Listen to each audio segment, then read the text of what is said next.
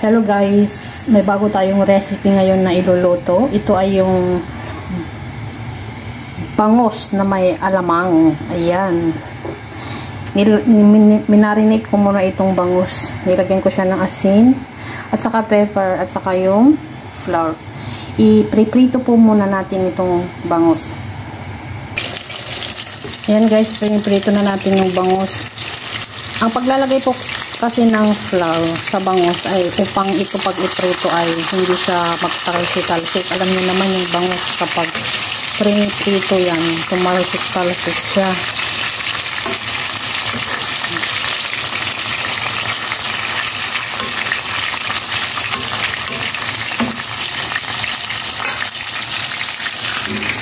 Ayan guys, naprito na natin yung bangus. Ngayon ay babawasan lang natin yung mantika kasi dito na tayo magigisa.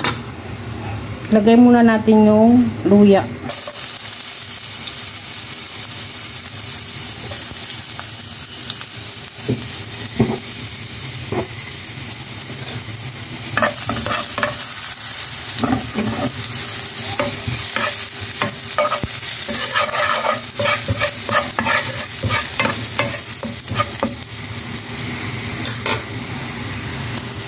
Pagkatapos ng luya ay ilagay na natin yung sibuyas at saka yung kamatis.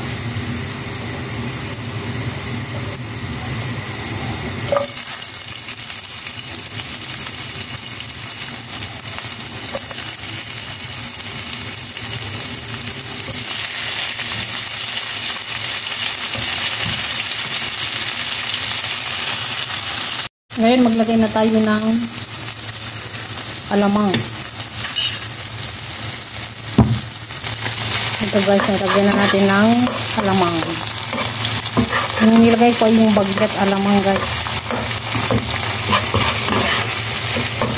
Haluin lang natin din, lagyan natin ngayon ng tubig. Ayan, lagyan natin ng tubig. Kunting tubig.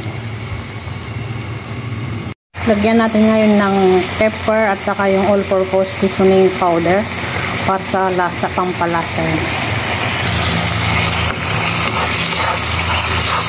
Ayan guys, pwede na natin ilagay yung bangus.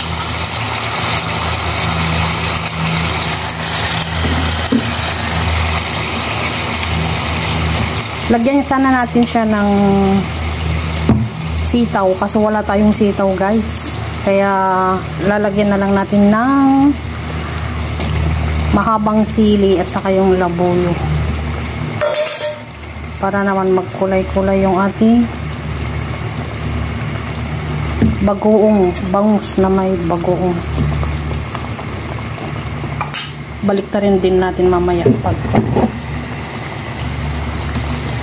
ayan guys, oh. Sarap.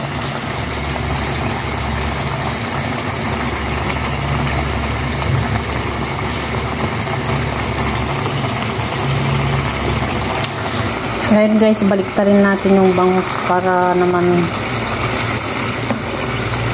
masipsip niya yung sabaw sa kabilang.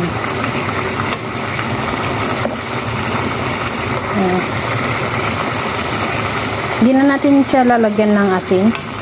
Pero kung hindi pa naman siya maalat na maalat guys, pwede nyo naman siyang lagyan ng asin, diba? Basta tansyahan nyo lang yung paglagay. Tikman nyo muna bago ninyo lagyan. Okay na sa akin yung lasa niya. Hindi ko na siya nilagyan ng asin guys. Ang sarap niya. Mas masarap sana kung meron siyang sitaw kasi wala sa tayong sitaw, kaya okay na to. Ayan.